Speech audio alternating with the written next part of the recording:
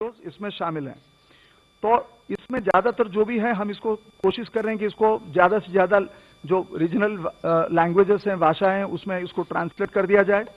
उसमें अंग्रेजी तो है ही, उसमें हिंदी, मलयालम और बंगाली कुछ ऐसे हैं, और हम कोशिश कर रहे हैं राज्यों के साथ बात करके कि इसको भी ट्रांसलेट किया जाए, और हम भी कोशिश करें कि जितना जल्दी हो सके इसको ट्रांसलेट कर दिया जाए अलग भाषाओं में। तो जब से ये हुआ है तब से ये 2 हफ्ते से कम में अब तक 1,31,440 यूजर्स इसमें ऑलरेडी रजिस्टर्ड हो चुके हैं ये प्लेटफॉर्म में। उसमें से 84,958 इतने लोग ऑलरेडी उनके कंप्लीट कर चुके हैं ट्रेनिंग। और ये जो अलग अलग अगर आप देखें फील्ड में, अगर आप देखें अब तक जो वॉलंटियर सब काम कर रहे हैं, जिनको कि डायरेक्ट कोविड जो हेल्थ प्रोफेशनल्स हैं उनके लिए अलग से, अगर इंडियन रेड क्रॉस में आप देखें 40,000 वॉलंटियर्स 550 डिस्ट्रिक्ट में वो काम कर रहे हैं अभी। करीब करीब 3,500 एनसीसी कैडेट्स और 553 एनसीसी स्टाफ 16 राज्यों में और 3 यूनियन टेरिटरीज में 68 जिले में वो लोग अभी काम कर रहे हैं। और 47,000 कैडेट्स जो हैं ऑलरेडी एनरोल हो चुके हैं एंड अभी उनको तैनात किया जा सकता है एनी टाइम। एक्स सर्विसमैन, उनमें से अगर आप देखें तो 1,80,000 एक्स सर्विसमैन को आइडेंटिफाई किया गया है सैनिक बोर्ड्स के द्वारा डिप्लॉयमेंट के लिए। उसमें से 6,303 ऑलरेडी डिप्लॉयड हो चुके हैं पंजाब, तमिलनाडु, असम, छत्तीसगढ़। उसमें community surveillance, supporting police administration, mandis के लिए और कई जगह के लिए। 15,000 आयुष प्रोफेशनल्स, आयुष के लिए भी वो बने हैं, क्वारंटीन मैनेजमेंट कैसे करेंगे ये सब के लिए ट्रेनिंग मॉड्यूल्स।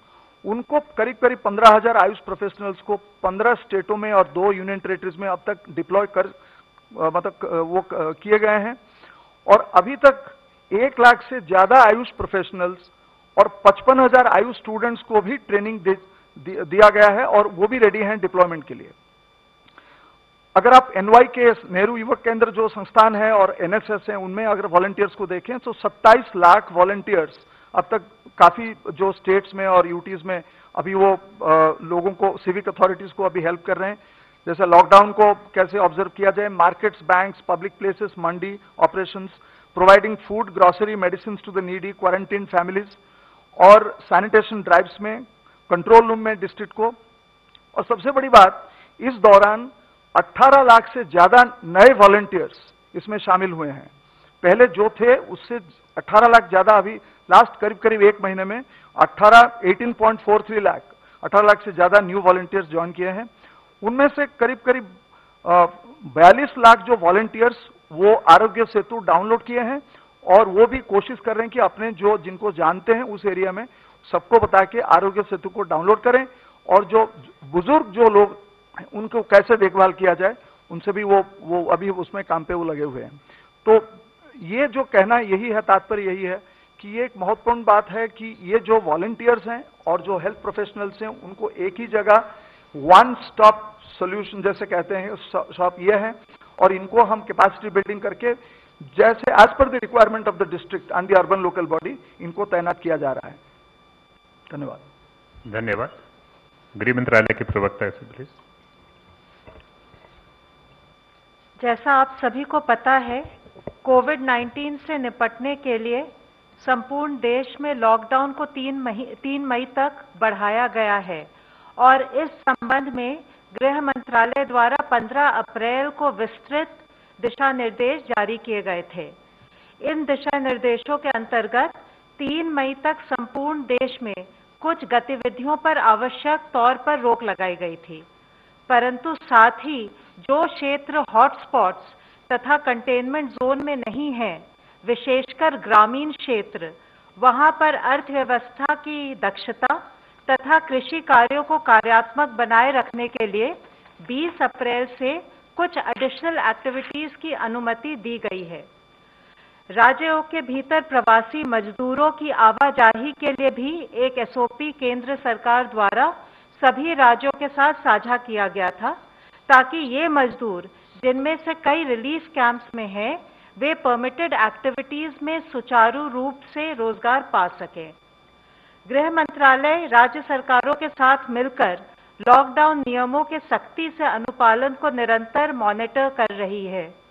जैसा मैंने कल आपके साथ शेयर किया था, केंद्र सरकार ने हेल्थ एवं मेडिकल इंफ्रास्ट्रक्चर और आपदा प्रबंधन के मुद्दों इत्यादि पर राज्य सरकारों की सहायता के लिए इंटर मिनिस्टीरियल सेंट्रल टीमों का गठन किया है। 4 राज्यों में इन टीमों को भेजा भी गया है। इन टीमों में वरिष्ठ स्तर के प्रशासनिक अधिकारी हैं। Additional secretary to government of India इस टीम को लीड कर रहे हैं। इसके अलावा सीनियर पब्लिक हेल्थ स्पेशलिस्ट तथा नेशनल डिजास्टर मैनेजमेंट अथॉरिटी के सीनियर अफसर भी इस टीम में शामिल हैं। उनकी एक्सपर्टीज को हम राज्यों के साथ साझा करना चाहते हैं, जिससे कि केंद्र और राज्य सरकारों के प्रयासों को एकजुट करते हुए हम कोविड-19 के खिलाफ देश का जो महासंग्राम है उसमें सफलता पा सकें। कल गृह मंत्रालय द्वारा विभिन्न जिलों की लॉकडाउन की स्थिति की ग्राउंड लेवल पर समीक्षा के दौरान यह सामने आया है कि कई सेक्टरों में जहां 20 अप्रैल से अतिरिक्त गतिविधियों को अनुमति प्रदान की गई थी, वहां पर अच्छी शुरुआत हुई है। कई स्थानों पर ग्रामीण क्षेत्रों में औद्योगिक गतिविधियां शुरू हुई हैं। मनरेगा के तहत भी कार्य शुरू हुए हैं। कुछ राज्यों में सड़क निर्माण का कार्य भी शुरू किया गया है। ईंट भट्टों का संचालन भी आरंभ हुआ है। प्रवासी मजदूरों को इन गतिविधियों में शामिल किया जा रहा है। हमें ये भी जान के खुशी हुई है कि ग्रामीण लोग जागरूक हैं और कई स्थानों पर मास्क और गमछा पहन रहे हैं।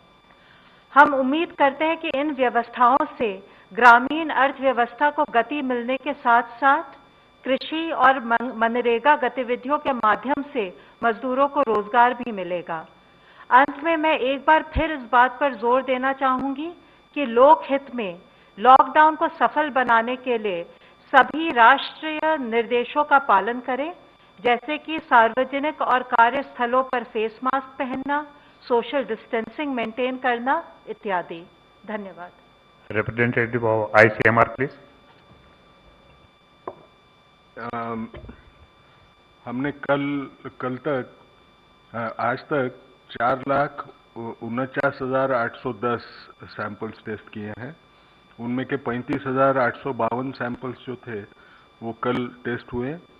उन 35,000 ऑड सैंपल्स में 29,776 सैंपल्स, ये 201 अभी लेबोरेटरीज हैं आईसीएमआर नेटवर्क में, उनमें से हुए। 6,076 ये 86 प्राइवेट लैब्स में से हुए। आज थोड़ा दूसरी चीज के बारे में सब लोगों को बोलूंगा। आप लोगों ने सुना होगा कि रैपिड टेस्ट किट्स का डिस्ट्रीब्यूशन हुआ सारे स्टेट्स में। कल हमको एक स्टेट में से एक कंप्लेंट आई कि उसमें कम डिटेक्शन हो रहा है, तो हमने तकरीबन 3 स्टेट से आज पूछ लिया। वो पूछने के बाद में हमको एक पता चल रहा है कि उनमें जो पॉजिटिव सैंपल्स थे आरटीपीसीआर के, उनमें वेरिएशन बहुत ज़्यादा है। कई जगह पे 6% से लेके जाके 71% जो आरटीपीसीआर पॉजिटिव सैंपल्स थे, उनकी ये जो खून के ऊपर जो टेस्ट हुई वो पॉजिटिव आ रही है। ये कोई अच्छी चीज़ नहीं, क्योंकि वो वेरिएशन जब ज़्यादा दिखता है तो हमको उसको इन्वेस्टिगेट करना पड़ेगा। इसके बावजूद भी कि वो फर्स्ट जनरेशन एलाइजा है, जैसे मैंने बार बार आपको समझा के बोला था, फर्स्ट जनरेशन जो टेस्ट होती है, नई टेस्ट जब आती है तो उसमें वेरिएशंस दिखते हैं, वो थोड़ी क्रूड फॉर्म में आती है। और जैसे बार बार बोल रहा हूँ, सिर्फ 3.5 महीने हो चुके हैं ये बीमारी को। अब जो भी चीज़ आएगी उसको तो आगे रिफाइन करना जरूरी पड़ेगा। तो हमने एक डिसाइड किया कि ये फाइंडिंग्स को नज़रअंदाज करना नहीं है। हम लोगों ने यहाँ जो दिल्ली में किया था हमारे लोगों के पास से, उसमें तकरीबन 71% जो आरटीपीसीआर पॉजिटिव थे उनको ये पकड़ रही थी टेस्ट बराबर। और जैसे टाइम जाता है, 7 दिन का टाइम अगर हो गया तो वो पॉजिटिव आने का चांस भी बढ़ रहा था। लेकिन ये वेरिएशन देखते हुए हमने 2 चीज़ें ठहराई। अगले 2 दिन में हम हमारे 8 इंस्टीट्यूट्स को फील्ड में भेजेंगे और जो किट्स हैं उनमें से वो लॉट्स लेके उसको टेस्ट करके वैलिडेशन करने की कोशिश करें। फील्ड में वैलिडेशन होगा, ये लैब में नहीं होगा। दूसरी बात हमको एक करना है कि सारे स्टेट्स को ये सलाह देना है कि अगले 2 दिन ये टेस्ट किट्स इस्तेमाल न करें। 2 दिन के बाद में हम क्लियर कट एडवाइजरी देने के पोजीशन में रहेंगे, क्योंकि अगर ऐसे कुछ नजर आया कि वो बैचेस में प्रॉब्लम है तो हम वो बैच को रिप्लेसमेंट के लिए वो कंपनी को बोल सकेंगे। इसलिए सबने इस वक्त तो भी वो टेस्ट किट इस्तेमाल 2 दिन ना करें और अगले 2 दिन में हम जो भी सही जो रिजल्ट्स आते हैं वो आपको बताएंगे और राज्यों को भी बताएंगे। Representative of the Health Ministry, please. Chairperson empowered committee, उन्होंने हमें एचआर को कैसे हम अपग्रेड कर रहे हैं उसके बारे में बताया। इन कंटिन्यूएशन अब तक देश में 3252 लोग जो हैं वो क्योर हो चुके हैं। कल सबसे ज़्यादा संख्या में 705 लोग रिकवर हुए हैं, क्योर हुए हैं, and it takes our recovery percentage to 17.48%। कल से टोटल 1336 एडिशनल कंफर्म केसेस आए हैं, which takes our confirm cases to 18,601। इससे पहले जैसे हम लोगों ने बताया है कि 3 डिस्ट्रिक्ट थे जिस पर पिछले 28 दिनों से केसेस नहीं आए हैं, उसमें एक और नया जिला अब प्रतापगढ़ राजस्थान ऐड हुआ है।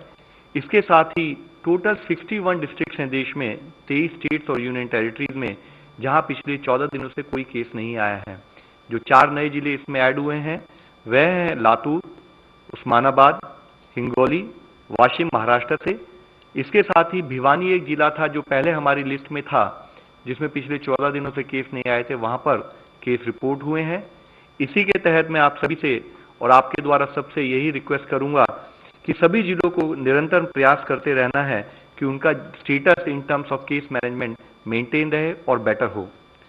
कुछ हेल्थ वर्कर्स जो कोविड पॉजिटिव होने के कारण कुछ हॉस्पिटल बंद हुए और इसी तरीके से नॉन कोविड हॉस्पिटल में जो अनरिलेटेड डिजीज के लिए पेशेंट भर्ती हुए, बाद में वो पॉजिटिव पाए गए। इसको मद्देनजर रखते हुए हेल्थ मिनिस्ट्री ने कल नॉन कोविड फैसिलिटीज में ऐसे केसेस का पता लगने पर क्या करना चाहिए उससे संबंधित एक दिशा निर्देश जारी किया है।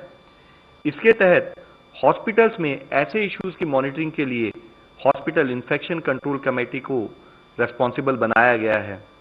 यह कमेटी इंश्योर करेगी कि उस हॉस्पिटल के health care worker infection prevention और कंट्रोल गाइडलाइंस पर प्रॉपर्ली ओरिएंटेड हों।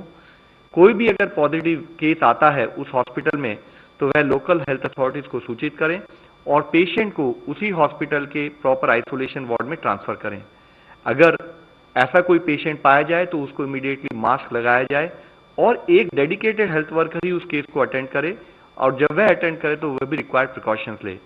साथ ही बेस्ड ऑन क्लिनिकल स्टेटस अगर जरूरत है तो इमीडिएटली उस पेशेंट को स्टैंडर्ड प्रोटोकॉल के तहत उसको डेडिकेटेड कोविड फैसिलिटी में ट्रांसफर किया जाए और इस फैसिलिटी को डिसइंफेक्ट किया जाए।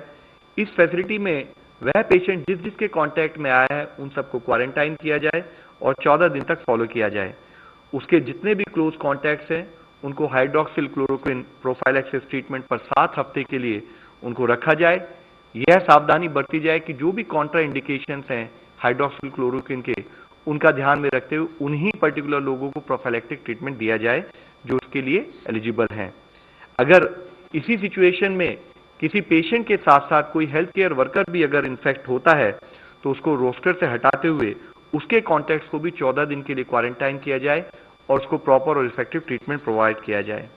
इन अस्पतालों में ऑपरेशन की कंटिन्यूटी बना रहना जरूरी है, तो जिसके तहत इन अस्पतालों में एक कंटिजेंसी प्लान बनाना चाहिए, उसी हिसाब से स्टाफ का रोस्टर बनाना चाहिए। साथ ही जिस अस्पताल में इस टाइप के पॉजिटिव केसेस आए वहां पर किस टाइप की क्लस्टरिंग ऑफ केसेस नोट की गई या किस लेवल तक ये हॉस्पिटल इन्फेक्ट हुआ या किस टाइप के पेशेंट वह हॉस्पिटल ट्रीट करता है कि सीवियर या क्रिटिकल पेशेंट्स को ट्रीट करता है, उसके आधार पर हॉस्पिटल अथॉरिटीज निर्णय लें और एडिक्वेट डिसइंफेक्शन के बाद वह अपनी फंक्शनिंग स्टार्ट कर सकते हैं। यदि फिर भी पॉजिटिव केस आ रहे हैं तो वह पर्टिकुलर सेक्शन जहां पर कि वह पॉजिटिव केस आए हैं उसको टेम्परेरी क्लोज किया जा सकता है। साथ ही इन केस की अगर वहां पर सोर्स ऑफ इन्फेक्शन स्टैब्लिश नहीं हो रहा है या ज्यादा केसेस आ रहे हैं तो उस फैसिलिटी को कोविड हेल्थ फैसिलिटी के रूप में परिवर्तित कर उस पर कोविड से रिलेटेड केसेस पर फोकस किया जाए। इसके साथ ही इन अस्पतालों में सभी कर्मचारियों की डेली स्क्रीनिंग की जाए और हॉस्पिटल के इमरजेंसी और आउट पेशेंट डिपार्टमेंट में पेशेंट्स की ट्रायजिंग से संबंधित सभी दिशा निर्देशों का पालन भी हो। माननीय स्वास्थ्य मंत्री जी ने सभी राज्यों और यूनियन टेरिटरी के स्वास्थ्य विभाग को लिखा है और कहा है कि वह ब्लड बैंकों में ब्लड की एडिक्वेट अवेलेबिलिटी को इंश्योर करें। विशेष रूप से ब्लड डिसऑर्डर्स जैसे thalassaemia, sickle cell anaemia, haemophilia जिसमें कि रेगुलर ब्लड ट्रांसफ्यूजन की आवश्यकता होती है, उन सर्विसेज को कंटिन्यू किया जाए। ऑनलाइन ई पोर्टल जो हमारा ई रक्त कोष एक पोर्टल है, उसके माध्यम से हर ब्लड बैंक में ब्लड ग्रुप की करंट अवेलेबिलिटी का रियल टाइम स्टेटस मॉनिटर किया जाए। साथ ही इंडियन रेड क्रॉस ने इसी संबंध में एक 24/7 कंट्रोल रूम ब्लड सर्विसेज के लिए दिल्ली में स्टार्ट किया है, जिसके फोन नंबर्स हैं 011 233 59379। दूसरा नंबर है 93 199 82104। एक और नंबर है 93 199 82105। इस फोन नंबर पर कोई भी संपर्क करते हुए अगर उन्हें ब्लड की नीड हो या उनको कोई ब्लड डोनेट करना चाहते हैं तो इस नंबर से कांटेक्ट करते हुए वह सर्विसेज हम ले सकते हैं।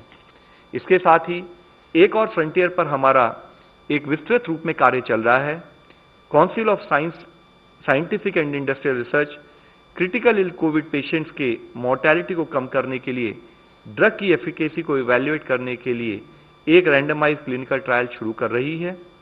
ग्राम नेगेटिव सेप्सिस जिसके साथ साथ क्रिटिकली इल जो कोविड-19 के पेशेंट्स हैं उनमें एक ऑल्टर्ड इम्यून रिस्पॉन्स होता है जो उनके साइटोकाइन प्रोफाइल में मैसिव चेंजेस लेके आता है।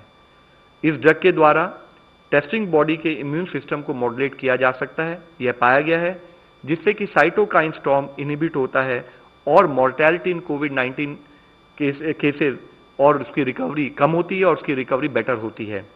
कोविड-19 और ग्राम नेगेटिव सेप्सिस से सफरिंग पेशेंट्स की इस क्लिनिकल कैरेक्टरिस्टिक की सिमिलैरिटी को नोट करते हुए ड्रग कंट्रोलर ऑफ इंडिया ने इसकी ट्रायल की मंजूरी दे दी है और जल्द ही यह ट्रायल मल्टीपल हॉस्पिटल्स में शुरू की जाएगी। इसके साथ ही डिपार्टमेंट ऑफ बायोटेक्नोलॉजी ने medical equipment, diagnostics, therapeutics, drugs और वैक्सीन के डेवलपमेंट के लिए कोविड-19 कंसोर्शियम पर एप्लीकेशंस को इनवाइट किया। ऐसे 500 प्रपोजल आए जिनमें प्रिलिमिनरी स्टेज में 16 को फंडिंग सपोर्ट के लिए रिकमेंड भी किया गया है।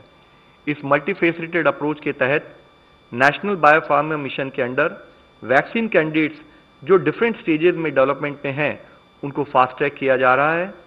एग्जिस्टिंग वैक्सीन कैंडिडेट्स और साथ ही नोवल वैक्सीन कैंडिडेट्स जो हैं उनको रीपर्पस करने के लिए फंडिंग सपोर्ट दिया जाएगा।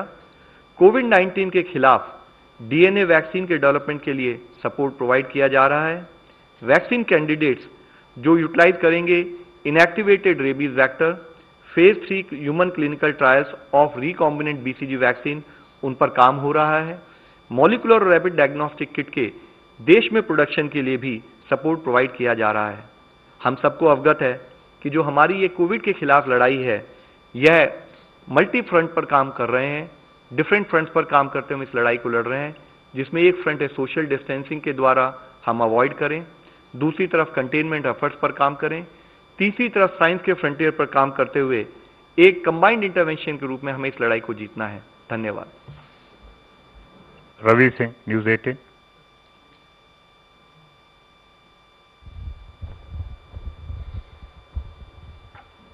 सर, मेरा सवाल आईसीएमआर से गंगा खेटकर जी से, क्या ऐसे कुछ आसार नजर आ रहे हैं कि 25 अप्रैल तक, शायद आपने कहीं पे स्टेटमेंट भी दिया था कि 25 अप्रैल तक अगर इसी तरीके से लॉकडाउन का पालन होता है तो केसेस जो स्टेबलाइज हो जाएंगे? देखिए, ऐसे अगर देखा जाए ना, केसेस उतने जितना आपको बार बार बताया जा रहा है कि उसका डबलिंग टाइम जो है वो कम ही होते, वो बढ़ते ही जा रहा है।